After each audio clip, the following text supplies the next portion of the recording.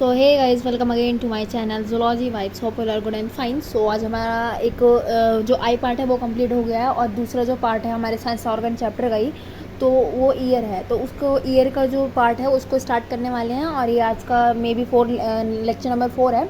तो इसके आज के इस लेक्चर में हम एक्सटर्नल ईयर, मिडल ईयर और थोड़ा थोड़ा इंटरनल ईयर को भी कवर करने की पूरे करने की कोशिश करेंगे। अगर कवर हो गए तो बढ़िया बात है, नहीं तो हम एक लेक्चर और बना लेंगे, क्या दिक्कत है ना।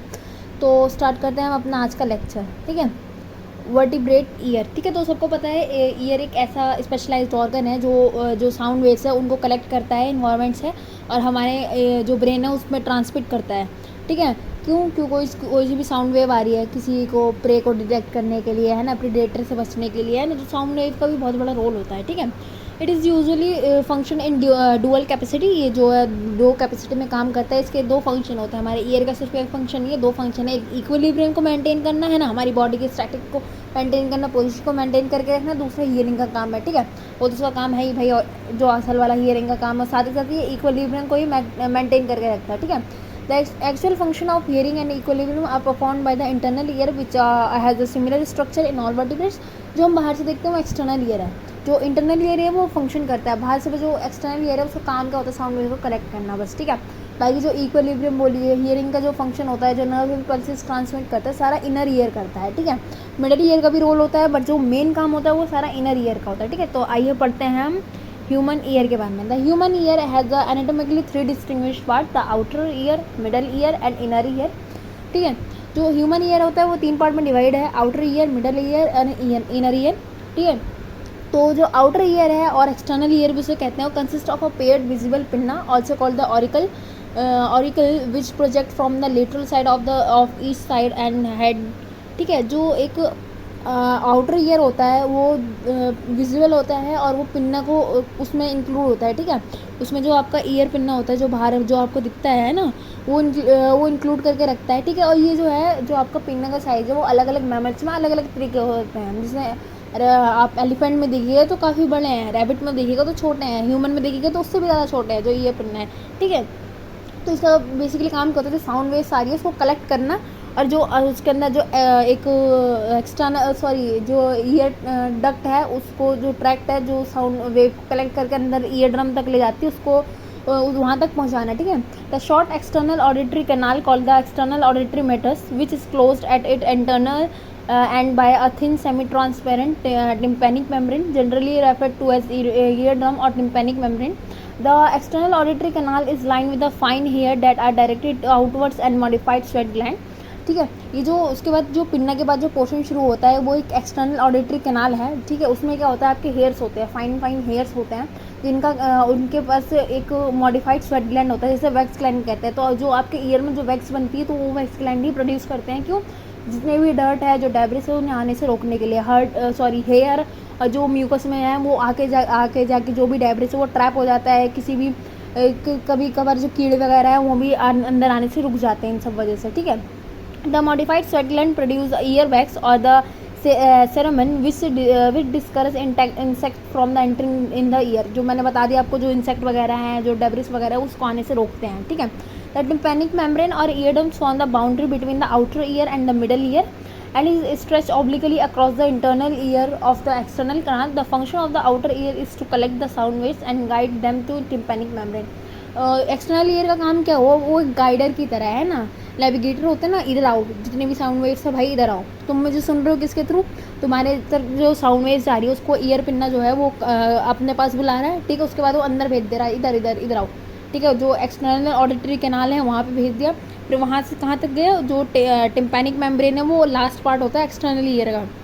ये जो टिम्पैनिक मेम्ब्रेन है, ठीक है, ये लास्ट पार्ट होता है एक्सटर्नल ईयर का। उसके बाद आपका मिडल ईयर जो है स्टार्ट हो जाता है। ठीक है, तो अब हम यहाँ पे आप डायग्राम देख लीजिए। पहले ये जो साउंड वेव आया पिन्ना के पास गया, फिर ये ईयर कैनाल है, ये आपको स्कल दिख रहा है। ठीक है, ये ईयर ड्रम है, ईयर ड्रम को ही हम टिम्पैनिक मेम्ब्रेन भी कहते हैं। ठीक है, तो अब हम पढ़ते हैं जो सेकेंड पार्ट है मिडिल ईयर के बारे में। ठीक है, जो आपका मिडिल ईयर है वो 2 पार्ट में डिवाइड है। ठीक है, जो जिसमें एक टिम्पैनिक कैविटी होती है और एक एपिटिम्पैनिक रिसेस होता है। ठीक है, टिम्पैनिक कैविटी जो होती है located medially to the tympanic membrane, जो टिम्पैनिक मेम्ब्रेन है उसके पास ही प्रेजेंट होती है मिड साइड में, ठीक है। It contain 3 small bones known as auditory ossicles. इसके पास जो 3 स्मॉल बोन्स होते हैं जो आप बचपन से पढ़ते आ रहे हो, स्टेपस, इनकस और मैलस, वो इसके पास ही रहता है। आपका जो टिम्पैनिक कैविटी है उसी में प्रेजेंट रहता है, ठीक है। जो आपका एपिटिम्पैनिक रेसिस होता है, space superior to the tympanic cavity which lies next to the mastoid air cell, it later contain the upper half of the malleus and greater part of the incus, ठीक है। ये जो आपका एपिटिम्पैनिक रेसिस होता है, इसका काम क्या, ये कहाँ पे प्रेजेंट होता है, आपका जो टिम्पैनिक कैविटी है उसको ऊपर प्रेजेंट होता है, उसके ऊपर वाले पार्ट में आपका एपिटिम्पैनिक रेसिस प्रेजेंट होता है। उसका काम क्या होता है, मतलब जो हम पढ़ेंगे अभी मैस्टॉइड सेल उसके पास प्रेजेंट होता है। और ये क्या कंटेन कर रखता है, जो अपर पार्ट होता है आपका मैलिस का वो, और इनकस का बहुत सारा पार्ट, मतलब हाफ पार्ट ऑफ इनकस का वो कंटेन करके रखता है, जो आपका एपिटिम्पैनिक रेसिस है, ठीक है। यहाँ पे आप ना इसका डायग्राम देख सकते हैं क्लियरली, एपिटिम्पैनिक रेसिस है। यहाँ पे आप देख रहे हैं ये जो आपका टिम्पैनिक मेम्ब्रेन है, उसके बाद आपका मैलिस है। मैलिस का थोड़ा पार्ट कहाँ जा रहा है आपका एपिटिम्पैनिक रेसिस में, ये इनकस है।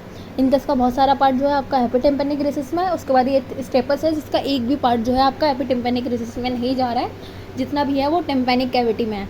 यहाँ पे आप पूरा डायग्राम देख सकते हैं, ये जो टिम्पैनिक कैविटी में कौन से बोन्स हैं और एपिटिम्पैनिक कैविटी में कितना पार्ट कौन सी बोन्स का आ रहा है, ठीक है।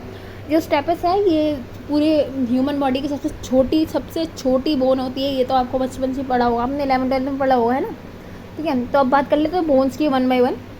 The malleus is the largest and the most lateral of the ear bone attaching to the tympanic membrane with the handle of malleus, ठीक है। जो मैलिस का एक हैंडल होता है जिससे वो टिम्पैनिक मेम्ब्रेन से अटैच होती है, और इन तीनों बोन में सबसे बड़ी बोन जो होती है वो मैलिस होती है, ठीक है। The head of malleus lies in the epitympanic recess where it articulates with the next auditory ossicles in the incus. जो हेड होता है मैलिस का वो एपिटिम्पैनिक रेसिस में प्रेजेंट होता है, वहाँ पे प्रेजेंट होता है जहाँ पे वो जॉइन कर रहा होता है इनकस से, ठीक है। The next bone the incus consist of body and 2 limbs. जो इनकस होता है उसकी जो बॉडी होती है एक, ठीक है, उसके पास 2 लिम्स होते हैं। The body articulates with the malleus, the short limb attach to the posterior wall of middle ear and the long limb joins the third ossicle stapes. जो बॉडी होती है वो मिडल ईयर में पोस्टीरियर वॉल में present होती है, जो body होती है वो मैलिस से अटैच होती है। जो शॉर्ट लिम्ब होता है वो पोस्टीरियर वॉल में प्रेजेंट होता है, और जो लॉन्ग लिम्ब होता है वो जो आपके तीसरा ऑसिकल बोन्स होता है उससे जाके अटैच हो रहा होता है, जो वो स्टेपस होता है, ठीक है। तो अब बात करते हैं स्टेपस की। Stapes is the smallest bone in the human body. It's join the incus to the oval window of the inner ear, ठीक है। ये क्या करता है, जो इनकस को ज्वाइन कर रहा होता है ओवल विंडो के मतलब इनकस को ज्वाइन कर रहा होता है, और ये जो इनर ईयर होती है उससे उसके जो ओवल विंडो है वहाँ से अटैच होता है, ठीक है। जैसी वाइब्रेशन आती है तो आपके सबसे पहले मैलिस, फिर इनकस, फिर स्टेपस में आती है। स्टेपस से वाइब्रेशन जाती है आपके ओवल विंडो के थ्रू इनर ईयर में। इनर ईयर के बाद जो हियरिंग का प्रोसेस है फिर वहाँ पे जाके आपका चालू हो जाता है जो आपका हियरिंग का प्रोसेस है, ठीक है। With a head 2 limbs and a base, the head articulates with the incus and the base join the oval window. जो हेड होता है वो आर्टिकुलेट करता है, जुड़ता है इनकस के साथ, और जो बेस होता है वो ओवल विंडो से अटैच होता है, ठीक है। They are connected in a chain like manner linking the tympanic membrane to the oval window to the of the inner ear, ठीक है। टिम्पैनिक मेम्ब्रेन से जो ओवल विंडो है वहाँ तक का सफ़र ये तय करते हैं, आपस में जुड़े हुए होते हैं, भाईचारा होता है इनके अंदर, तीनों आपस में जुड़े हुए होते हैं। कहाँ से, जो टिम्पैनिक मेम्ब्रेन से ओवल विंडो होती है जहाँ इनर ईयर की वहाँ तक, ठीक है। Sound vibrant cause a movement in the tympanic membrane which then create movement or oscillation in the auditory ossicles. The movement help to transmit the sound waves from the tympanic membrane of the external ear to the oval window of the internal ear. ये जो है ऐसे move करते हैं, vibration में move करते हैं, जिससे जो भी इनकी मूवमेंट से जो साउंड वेव है वो ट्रांसपोर्ट होती है पहले external ear side tympanic membrane तक, फिर टिम्पैनिक मेम्ब्रेन जो है वाइब्रेट हुआ, फिर मैलिस वाइब्रेट हुआ, फिर इनकस वाइब्रेट हुआ, फिर उससे स्टेपस वाइब्रेट हुआ, स्टेपस का वाइब्रेट हुआ वो ओवल विंडो के पास। तो ओवल विंडो से जो भी सिग्नल चला गया, जो भी साउंड थी वो आगे चली गई आपके इनर ईयर के पास, ठीक है। साउंड जो डिटेक्ट करता है वो आपका ईयर डिटेक्ट नहीं करता है, साउंड कैसी है, गाना है क्या है, वो आपका ईयर डिटेक्ट नहीं करता, वो आपका ब्रेन का काम होता है, ठीक है। ईयर जो है वो साउंड वेव्स को पहुंचा देता है, कैसी साउंड वेव्स है वो उसको पहुंचा देता है, बट जो आपका जो फंक्शन होता है कैसी आवाज़ है, जो आप आवाज़ पहचान लेते हैं, वो सारा काम आपके ब्रेन का होता है, ठीक है। अब बात करते हैं मैस्टॉइड एयर सेल्स की, ठीक है। Mastoid air cell are located posterior to the epitympanic recess. जो एपिटिम्पैनिक रेसिस होता है उसके पीछे साइड में, पिछले साइड में आपको मैस्टॉइड एयर सेल्स देखने को मिलता है। They are collection of air filled spaces in the mastoid process of the temporal bone. जो टेम्पोरल बोन होता है, जो आपका जिसमें आपकी पूरा ईयर ही प्रेजेंट होता है बेसिकली, उसमें जो आपका मेस्टॉइड प्रोसेस होता है उसके अंदर ये जो मेस्टॉइड एयर सेल्स है वो प्रेजेंट होते हैं सारे, ठीक है। The air cells are contain within a cavity called the mastoid atrium. जो मेस्टॉइड एट्रियम होता है उसके अंदर सारे मेस्टॉइड एयर सेल प्रेजेंट होते हैं। The mastoid atrium communicate with the middle ear via the aditus to the mastoid atrium. जो mastoid atrium होते हैं ये कनेक्ट करते हैं जो आपके जो मिडल ईयर होते हैं उसके थ्रू, जो भी आपका जैसे मेस्टॉइड एट्रियम एडिटस है इन सब के थ्रू जो होते हैं वो कम्युनिकेट कर रहे होते हैं आपके मेस्टॉइड एट्रियम से।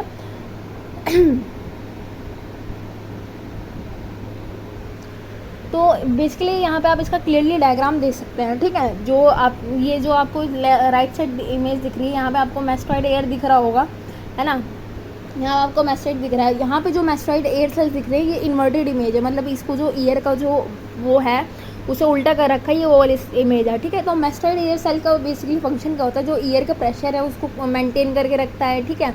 और जो भी आपकी टेम्पोरल बोन होती है किसी भी ट्रॉमा के थ्रू, जैसे आपको सडन कुछ भी एक्सीडेंट हो जाता है, कुछ भी होता है, तो ये मेस्टॉइड एयर सेल्स क्या कहते हैं, जैसे आपने कार में देखा होगा ना एयर बैग्स खुल जाते हैं, तो वही वाला काम होता है। जो एयर सेल्स होते हैं वो मतलब प्रेशर को कम करने का काम करते हैं, ठीक है।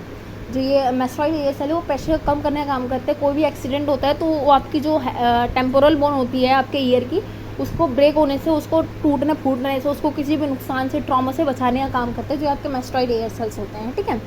अब बात कर लेते हैं थोड़ी यूस्टेशन ट्यूब की। ये तो सबको नहीं पढ़ा ही होगा, है ना। यूस्टेशन ट्यूब क्या होता है, ठीक है। Auditory tube is a cartilaginous and bony tube that connects the middle ear to the nasopharynx. एक ऐसी ट्यूब होती है जो ये आपके मिडल ईयर से अराइज हो रही होती है और जहाँ कहाँ पे जाके एंड होती है, नेजोफेरिंक्स में, ठीक है। ये आपके मिडल ईयर को नेजोफेरिंक्स से कनेक्ट कर रही होती है, ठीक है। उसका काम क्या होता है, जो दोनों तरफ की जो एक्सटर्नल ईयर और मिडल ईयर होता है उसके जो प्रेशर होता है, एयर प्रेशर होता है, उसको कंट्रोल करके रखने का काम आपका यूस्टेशन ट्यूब का होता है, जिसे ऑडिटरी ट्यूब भी कहते हैं।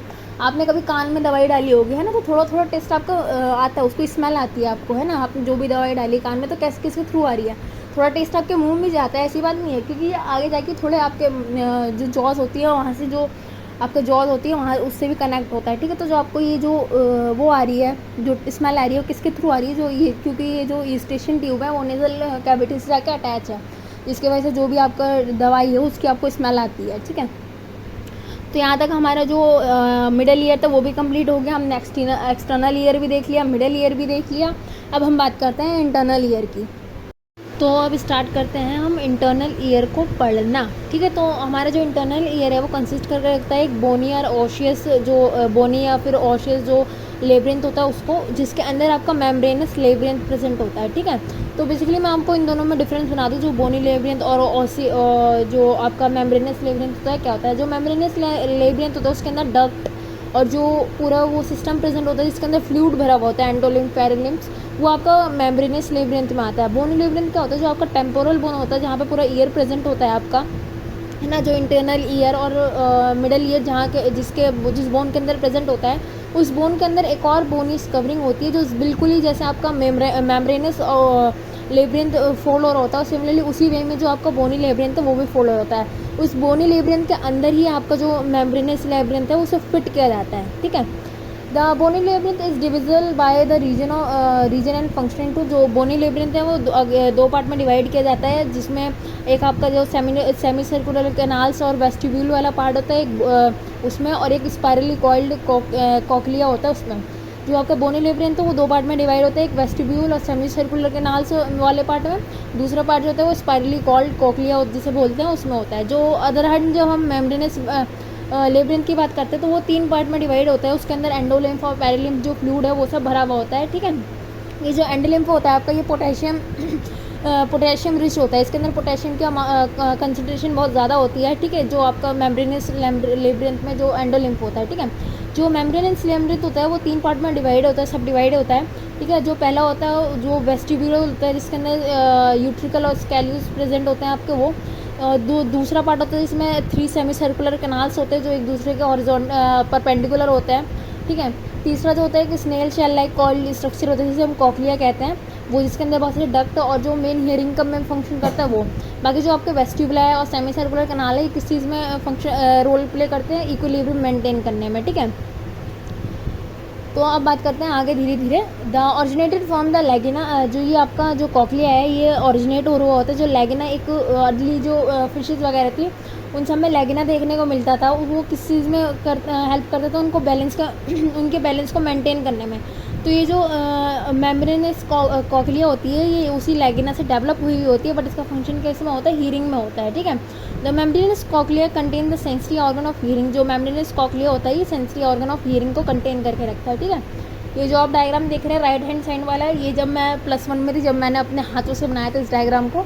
यहाँ पे तो आप क्लियरली इसकी डायग्राम, इसकी इमेज पूरी देख रहे होंगे। जो आपका इंटरनल ईयर होता है वो कैसा होता है, ठीक है। ये जो है आपके ये सेमी सर्कुलर कैनाल्स होते हैं, ठीक है। ये आपका वेस्टिबुलर पार्ट होता है और ये आपका कोक्लिया होता है, ठीक है। ये जो नीचे वाला होता है ये कोक्लिया होता है, उससे ऊपर वाला वेस्टिबुलर, और उसको सबसे ऊपर जो ऐसे रिंग्स से दिख रही हैं उसे हम सेमी सर्कुलर कैनाल्स कहते हैं, ठीक है। तो सबसे पहले हम पढ़ेंगे कोक्लिया के बारे में, ठीक है।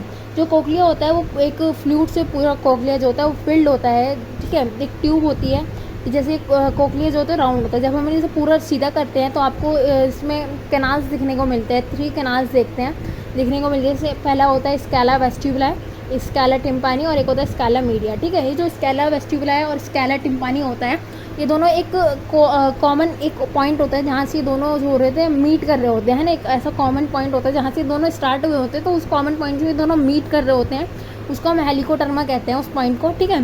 जो स्काला वेस्टिबुलाe है वो आपके जो मिडिल ईयर है उसको उससे कांटेक्ट करता है, उससे कम्युनिकेट कर रहा होता है ओवल विंडो के थ्रू। और जो आपका स्काला मीडिया होता है, स्काला टिम्पानी होता है, वो आपका कम्युनिकेट कर रहा होता है मिडिल ईयर से थ्रू द राउंड विंडो। आपके जो 2 विंडो देखने को मिलते हैं, एक ओवल विंडो जिससे स्काला वेस्टिबुलाe जो है जहाँ पे स्टेपिस होता है ना, जो मैंने पढ़ाया था आपको मिडिल ईयर, जहाँ पे स्टेपिस का एंड होता है वहीं से वो उससे कनेक्ट कर रहा होता है, कम्युनिकेट कर रहा होता है मिडिल ईयर से। और जो स्काला टिम्पानी होता है वो आपका राउंड विंडो से जो आपके मिडिल ईयर है उससे कम्युनिकेट कर रहा होता है, ठीक है। The scala media is separated from the scala vestibuli by the vestibular membrane, also called the resinous membrane, and from the scala tympani by the basilar membrane। जो स्काला मीडिया है वो स्काला वेस्टिबुलाe से सेपरेट होता है, जो एक रेजिनस मेम्ब्रेन होती है उसके थ्रू, और स्काला टिम्पानी से सेपरेट होता है जो बेसिलर मेम्ब्रेन है उसके थ्रू। जो बेसिलर मेम्ब्रेन है उसी के ऊपर आपको ऑर्गन ऑफ कोटाई देखने को मिलते हैं जो हियरिंग का बेसिकली फंक्शन करते हैं, ठीक है। The sensory spiral organ of the cochlea called the organ of Kotai. It is special sensory new epithelium and is located on the basilar membrane that runs the length of cochlea. The cochlea is emerge in endolymph of the scala media. जो आपका cochlea होता है पूरा endolymph में डूबा हुआ होता है, पूरा उसमें जो एंडोलिम्फ आपके कोक्लिया में प्रेजेंट होते हैं।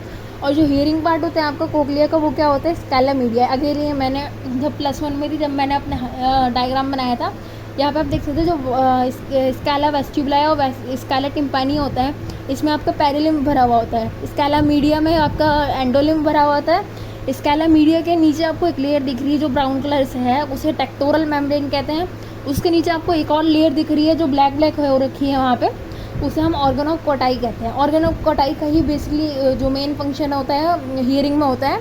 उसके नीचे आपको ऑर्गन ऑफ कोटाई के नीचे जो लेयर दिख रही है वो बेसिलर मेम्ब्रेन है पिंक कलर की, और उसके ऊपर जो लेयर दिख रही है जो स्काला वेस्टिबुलाe को स्काला मीडिया से सेपरेट कर रहा है उसे हम रेजिनस मेम्ब्रेन कहते हैं, ठीक है। स्काला वेस्टिबुलाe जो आपका जो मिडिल ईयर है उसके ओवल विंडो से कम्युनिकेट कर रहा होता है, और स्काला टिम्पानी जो है राउंड विंडो से कम्युनिकेट कर रहा होता है, ठीक है। तो यहाँ तक हमने जो कोक्लिया था उसका स्ट्रक्चर देख लिया। अब हम पढ़ेंगे आगे जो ऑर्गन ऑफ कोटाई है उसके बारे में।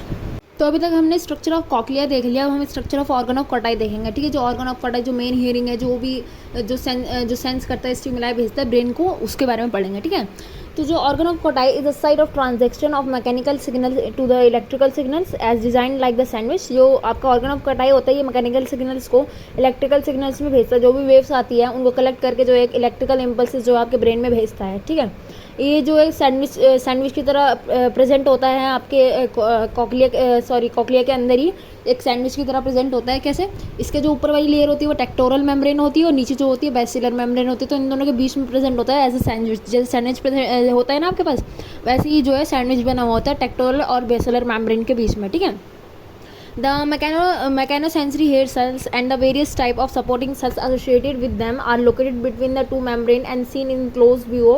ठीक है, ये जो आपके जो जितने भी ये जो सेंसरी सेल्स है, जो हेयर मकैनोसेंसरी हेयर सेल्स होते हैं, जो मेन सेंस करते हैं जो भी स्टिमुलाई होता है उसको, तो उसके साथ साथ आपके जो उसके पास पास ना आपको सपोर्टिंग सेल्स देखने को मिलते हैं। वो सपोर्टिंग सेल्स बहुत अलग अलग तरीके के होते हैं, जैसे पिलर सेल्स होता है, इनर बॉर्डर सेल्स होता है, हैंसन सेल्स होता है, डाइट्रेटर्स सेल्स होते हैं। ये सारे सेल्स जो होते हैं आपको सपोर्ट करने के लिए, जो हेयर सेल्स हैं इनको सपोर्ट करने के लिए काम आते हैं, इनको सपोर्ट करते हैं। ठीक है, इनके बाद होती है 3 layer of outer hair cells present होती है और एक लेयर होता है जो इनर हेयर सेल्स होता है। ठीक है, जो इनर हेयर सेल्स होता है उसका प्राइमरी फंक्शन क्या होता है, जो भी ऑडिटरी आई, जो भी आपका जो सिग्नल्स है उनको रिसीव करना है। ठीक है, और जो भी है ये एक सिंगल रूम में प्रेजेंट होते हैं जो आपके इनर से हेयर सेल्स होते हैं, और ये अराउंड 35,000 इन नंबर होते हैं। ठीक है, इनका जो होता है 3500 इन नंबर्स देखे जाते हैं ये। ठीक है, they provide the main neural output of the cochlea. जो मेन न्यूरल आउटपुट होता है, जो मेन सिग्नल जाता है ना ब्रेन की तरफ, वो कोक्लिया का ये प्रेजेंट करते हैं। ठीक है, the outer sensory hair cells mainly receive the neural output from the brain.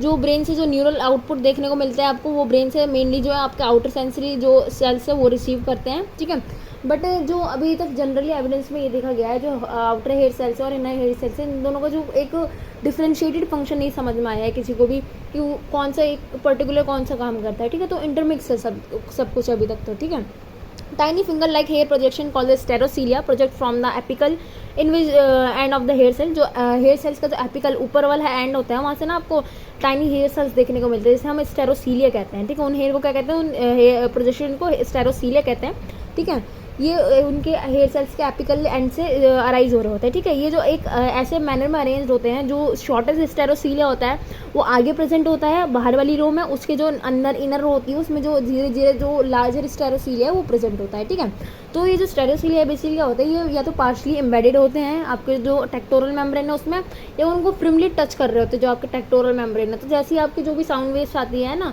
तो जैसे ही आपका जो स्ट्रेपेस है वो हिट करता है ओवल विंडो को, तो उसके बाद क्या होता है, जो फ्लूइड है एंडोलिम्फ है वो मूव करता है, जिसकी वजह से जो बेसिलर मेम्ब्रेन है वो भी मूव करता है। ठीक है, तो जब जैसे ही बेसिलर मेम्ब्रेन मूव करा तो हेयर सेल्स है वो भी मूव करे, जिससे जो भी सिग्नल्स जनरेट हुआ वो चला गया आपके ब्रेन तक। ठीक है, this graduation is thought to be the most important superior hearing capability. ये जो है हियरिंग की कैपेबिलिटी के जो ऐसी जो अरेंजमेंट होती है, पहले जो स्टेरोसीले जो छोटा है वो आगे, फिर पीछे, ऐसे जो बड़े होते रहते हैं वो पीछे रहते हैं, ये क्या इसके बहुत ज़्यादा हेल्प करता है एक सुपीरियर हियरिंग कैपेबिलिटी में, मतलब बहुत ज़्यादा अच्छे से सुनने में। ठीक है, they exposed hair cells hair like sterocelia and either embedded or in contact with the upper tectoral membrane and can move in response to the pressure variant in the fluid tympanic and vestibular canals. Each sensory hair cell is connected with neurons to the auditory nerve at its basal end। जो इनका basal and होता है, जो and का and होता है ना जो हेयर सेल्स का, तो वहाँ पे जो भी जितने भी हो रहे हैं, जितने भी हेयर सेल्स प्रेजेंट होते हैं वो ऑडिटरी नर्व से जाके कनेक्ट हो रहे होते हैं, आगे जाके जो है ऑडिटरी नर्व का फॉर्मेशन कर रहे होते हैं अपने बेसल एंड से। तो यहाँ पे तो हमने ये भी पूरा जो ऑर्गन ऑफ कॉटाई था उसके बारे में पढ़ लिया, ये भी देख लिया कितने आउटर हेयर सेल्स होते हैं, इनर हेयर सेल्स होते हैं। स्टेरोसीलिया एक ग्रेजुएटेड मैनर में अरेंज होता है, जो छोटा होता है वो आगे होता है, जो बड़ा होता है वो पीछे रहता है ना, तो उस वे में ये अरेंज होते हैं। ठीक है, और इनके पास ना एक नायोसीलिया भी प्रेजेंट होता है, नियोसीलिया भी प्रेजेंट होता है, जो स्टेरोसीलिया से बड़ा होता है, और वो पूरा जो है मतलब जो आप जो टेक्टोरल मेम्ब्रेन होती है उसको पूरा टच कर रहा होता है अच्छे से, या तो आप ये भी समझ सकते हो वो एम्बेडेड होता है। तो जैसे सिग्नल्स जाते हैं, जो मैं पाथवे पढ़ाऊंगी तो उसमें मैं आपको ये चीज़ बताऊंगी, जो सिग्नल्स का जाता है, तो जैसे ही सिग्नल्स जब से बेसिलर मेम्ब्रेन मूव हुए, जो सारे स्टेरोसीलिया है वो जो नियोसीलिया होता है उसके अगेंस्ट जाते हैं। ठीक है, तो डीपोलराइज हो गए, जैसे ही फिर वो सिग्नल खत्म हुआ तो वापस वो जो है नियोसीलिया उसके पास आ जाते हैं, जिससे वो वापस से हाइपोपोलराइज हो जाते हैं। ठीक है, तो ये तो यहाँ तक का ऑर्गन ऑफ कॉटाई देख लिया मैंने, ये बता दिया आपको ऑर्गन ऑफ कॉटाई में कौन कौन से सेल्स प्रेजेंट होते हैं, कौन से सपोर्टिंग सेल्स प्रेजेंट होते हैं, वो कहाँ पे लोकेट करता है, कौन से मेम्ब्रेन के बीच में होता है, और वो जो मैकेनोसेंसरी हेयर सेल्स होते हैं वो 2 टाइप के होते हैं, आउटर हेयर सेल्स और इनर हेयर सेल्स। अब हम पढ़ेंगे पाथवेज के बारे में। ठीक है, तो आज का ये लेक्चर मेरा यहीं पे खत्म होता है। होपफुली आपको वीडियो पसंद आई होगी। वीडियो पसंद आए तो लाइक शेयर सब्सक्राइब करना बिल्कुल भी ना भूलें।